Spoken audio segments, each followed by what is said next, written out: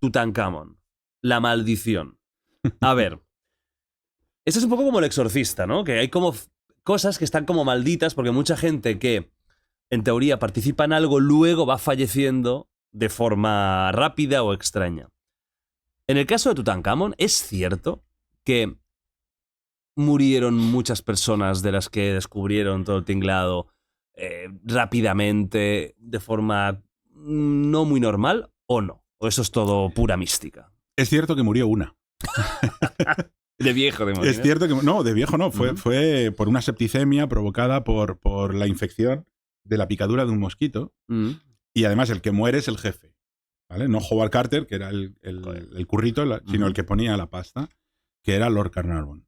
Porque Tutankamón, ¿en la tumba dónde está exactamente? Vale, aquí hemos dado un salto tremendo, ya no estamos aquí, porque esto es dinastía cuarta, y nosotros nos hemos ido a la 18, ya estamos en el Reino Nuevo. Esta gente, los reyes de Egipto en ese momento, ya no se entierran aquí, han vuelto a tener la capital en lo que hoy es Luxor, al sur, y allí en Luxor hay una montaña maravillosa en la orilla occidental que tiene forma de pirámide.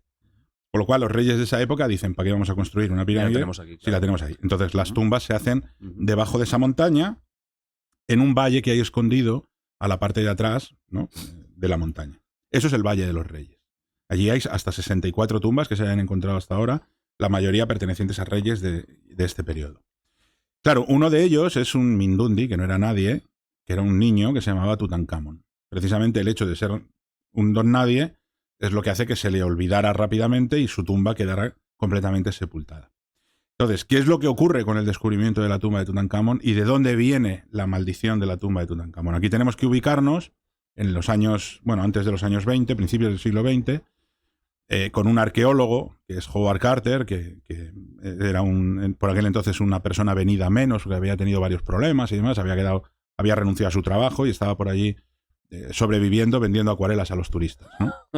Había ido ya en plan, bueno, ya para lo que me cae en el convento. Sí, me cago dentro. Bueno, él siempre fue un poco así, fue un poco díscolo. Ajá.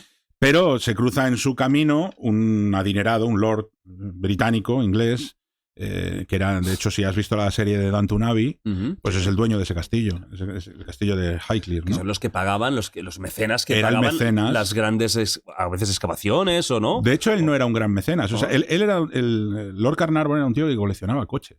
A él lo que le molaba eran los coches de carreras y la velocidad y demás. Y se había comprado un coche alemán, no, un coche italiano, pero lo estaba probando en Alemania con su amigo, con su chofer, que era su amigo, y se pegan una hostia con el coche a 40 kilómetros por hora. Pero casi se matan. Claro, ¿cómo deberían ir a 40? A 40 kilómetros. Se les cruza un carro de un burro, no sé qué, y se salen de la carretera y casi se matan. De hecho, él queda muy tocado de los pulmones y entonces los médicos le dicen que lo suyo es que los inviernos británicos se vaya a pasarlos a un sitio cálido y seco, y por entonces lo que está de moda es irse a Egipto, ¿no? Entonces él llega allí, pero claro, él ni era patrocinador, ni arqueólogo, ni nada. Él se aburría como una ostra. Y tenía mucho dinero. En Luxor tenía mucho dinero, mucho tiempo, y entonces dice, bueno, ¿aquí qué hacéis para entreteneros? Pues los que tenemos pasta excavamos, ¿no? Nos dedicamos a esto, entre otras cosas porque es un negocio. Porque lo que encontraran se repartía al 50% entre el inversor y el gobierno egipcio. Por lo cual era un negocio también. Entonces él dice, bueno, pues venga, yo me voy a poner a excavar. Le dicen que contrate un arqueólogo, le presentan a este que está por allí sin hacer nada, que es Howard Carter, y llegan a un acuerdo y empiezan a excavar, ¿no? Pero Howard Carter es un tío muy metódico, ¿no? Y él va detrás de la tumba de un rey desconocido que se llama Tutankamón y está convencido de que tiene que estar en el valle. No, o sea, me salto toda la peli hasta llegar al descubrimiento, porque la verdadera maldición de Tutankamón, la maldición para Lord Carnarvon y para Carter, fue encontrar la tumba intacta. Si no hubiera estado intacta, probablemente les habría ido muchísimo mejor. Y te explico por qué. En aquella época, Egipto todavía es un protectorado británico. El servicio de antigüedades está en manos de franceses. Y allí hay un movimiento revolucionario que lo que quiere es la independencia de Egipto, que de hecho la consiguen en el propio año 1922. Por lo tanto, cuando ellos descubren la tumba, hay en vigor una ley que dice precisamente que todo lo que se encuentre se reparte al 50%. Pero había una cláusula que decía, salvo que sea la tumba intacta de un rey. Mira la cláusula, letra pequeña. Exacto. Y era una letra pequeña que a nadie le había interesado nunca jamás, porque jamás se había encontrado en Egipto una tumba intacta. Todas estaban ya abiertas. Siempre estaban saqueadas. Entonces, claro, de ahí viene esa leyenda negra de que una noche Lord Carnarvon y Howard Carter acuden a escondidas de noche a la tumba para abrirla y ver qué hay dentro, y siempre se ha dicho que iban a robar. En realidad no iban a robar, en realidad iban a preparar el terreno, o sea, iban a hacer un business plan, digo yo siempre, ¿sabes? ¿Por qué? Porque en vista del descubrimiento no iban a necesitar un ejército de arqueólogos, iban a necesitar un ejército de abogados. Claro, para decir, oye, algo de esto es mío. ¿Cómo defendemos esto? Claro. O sea, vamos a hacer el descubrimiento arqueológico más importante de la historia de la humanidad y no nos vamos a llevar nada por esa cláusula. Y era tan importante porque era la primera vez que Sí. no se abría una tumba saqueada hace miles de años. Exacto.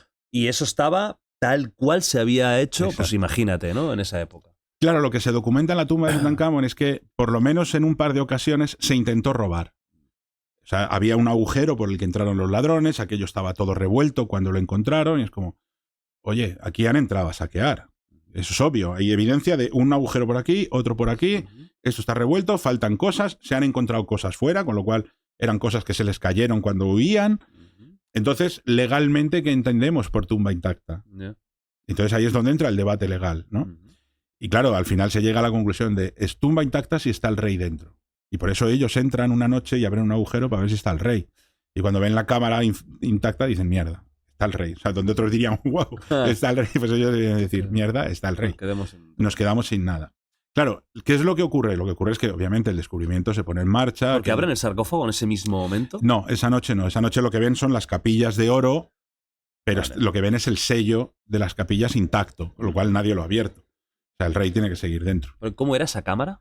Tú entras es una tumba pequeñísima. Tú bajas una escalerita, ¿sí? Había una sala llena de objetos que estaban apilados y a la derecha había una pared que se veía que estaba cerrando algo que había detrás con dos estatuas que la custodiaban. Entonces ellos lo que hacen es un agujerito en la parte de abajo de esa pared. Entra Howard Carter, entra Lord Carnarvon, entra la hija de Lord Carnarvon y el otro que iba con ellos, que era otro egiptólogo, que es así gordito y con barba, como suelen ser los egiptólogos buenos, pues no cabe por el agujero, pobre, y solo le da para asomar la cabeza, ¿no? Pero los demás entran... De Friends, sí. Y los demás entran con su linternita y ven una cámara, una capilla de oro que prácticamente llega hasta las paredes, o sea, casi no deja hueco para pasar. Y esa capilla tiene una puerta y ahí está el sello con el sello de Tutankamón, con lo cual está intacto. Espectacular. ¿No? Claro, era impresionante. Pero ellos se dan cuenta de que todo lo han perdido, ¿no? Entonces, bueno, pues una solución tienen que encontrar.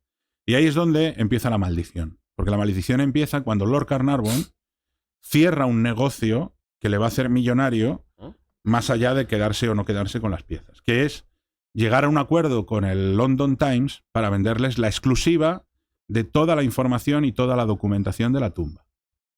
Con lo cual, todo lo que estaba ocurriendo en Egipto, que lo quería saber el mundo entero, todo el mundo lo tenía que saber a través del London Times. Fíjate, allí llegaban periodistas de todo el mundo. Pues ninguno podía ni acceder a la tumba, ni entrevistar a nadie, ni sacar fotografías.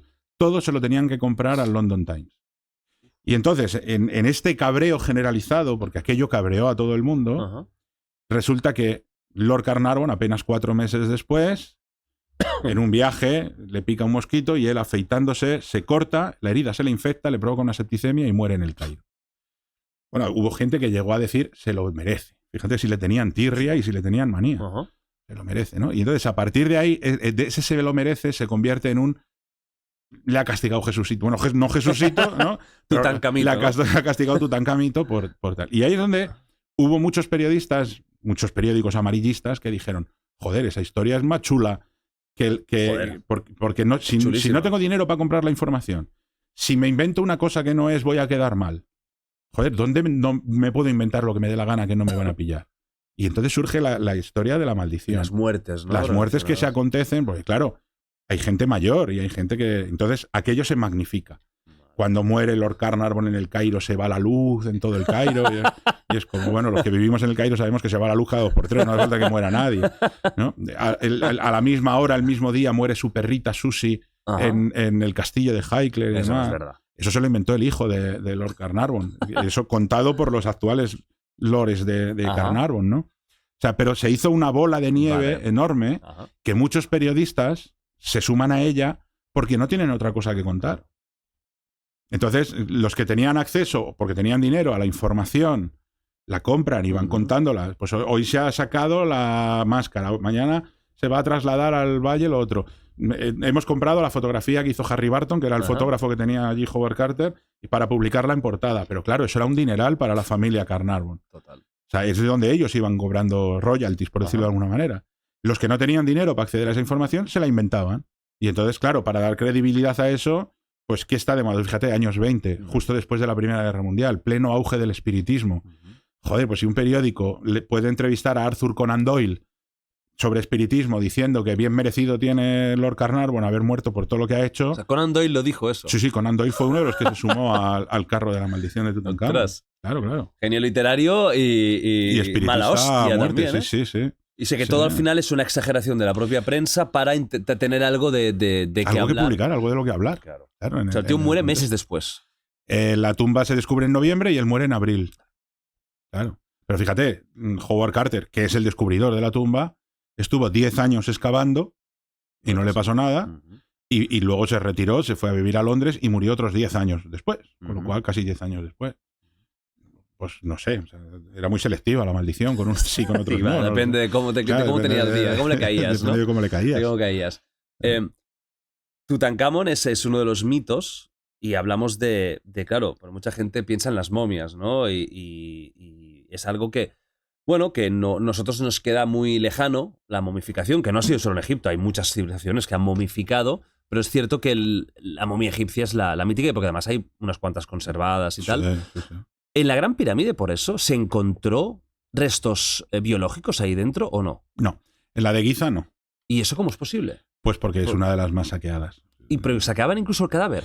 Probablemente saqueaban el cadáver y probablemente... A ver, a lo primero que iban era... Se robaban la momia. Sí. O sea, la momia está llena de amuletos. O sea, la momia tendría joyas, tendría anillos, tendría amuletos de oro entre medias de las vendas.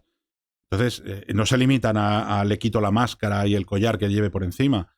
Hago añicos la momia para buscar todos los amuletos que pueda tener por dentro. O sea, que los saqueadores llevan con la momia y se iban. Sí. Incluso, en ocasiones, se meten amuletos de oro dentro del cuerpo de la momia, no solo entre los vendajes. O sea, tú piensas que la momia se le abre un lateral para sacar todas las vísceras y luego se cose. Entonces, hay veces que dentro se meten placas de oro mágicas y demás.